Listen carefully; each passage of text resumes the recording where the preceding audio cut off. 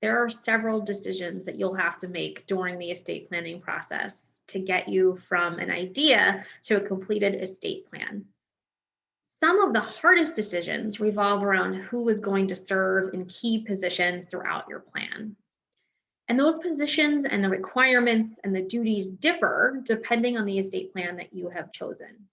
So common positions that you may be filling are who will serve as your executor or your personal representative, who will serve as the trustee, either of the trust for you or the trust for minor beneficiaries, and who will serve as the guardian of any minor children. Let's start with the personal representative or executor, again, depending on which jurisdiction you live in. The goal of the job of the personal representative is to marshal any of those assets in your sole name on the date of your death without a joint owner or without a beneficiary. They will inventory those assets. They will comply with any required court reportings. They will pay all legally valid debts or expenses. They will make sure that income tax and estate tax returns are filed where necessary, and any payments for income tax or estate tax are made. And then they will ultimately make distribution pursuant to your last will and testament, if you have one, or pursuant to the laws of intestacy if you've died without a last will and testament.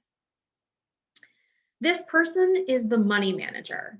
Most jurisdictions require that they be over the age of 18, that they be a US citizen or at least a US resident, that they have not committed any serious crimes, and the definition of serious crimes changes slightly or varies slightly between jurisdictions, and that they have a pretty good financial history because they may need to be bonded.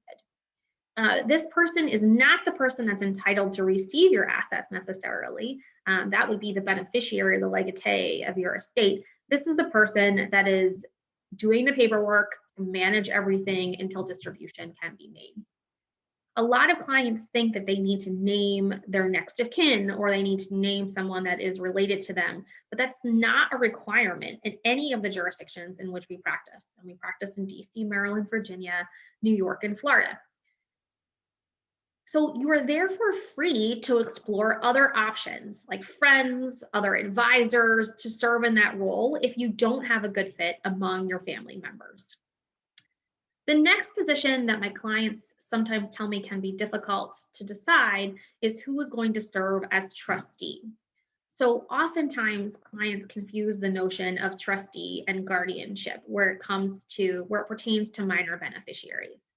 The trustee is the money manager, and the guardian is the person who is going to make day-to-day decisions on schooling, education, health, living situations for the child.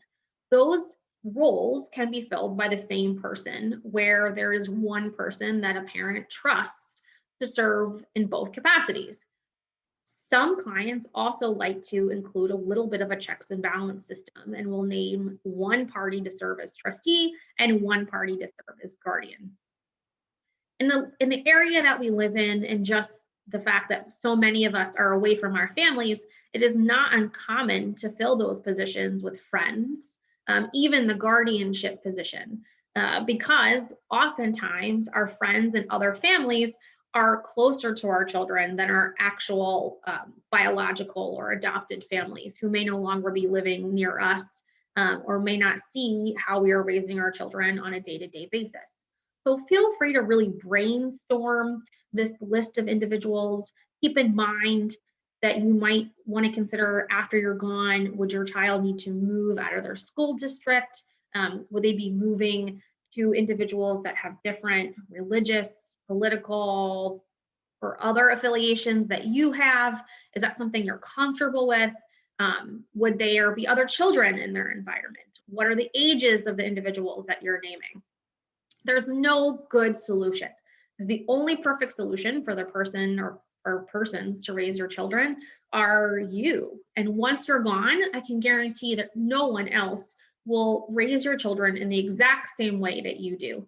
But if we start to explore outside of lineal bloodlines and start to consider other factors, we can very easily create a pool of individuals that might be a good fit to serve in that guardianship capacity, and then also utilizing the trustee position as well.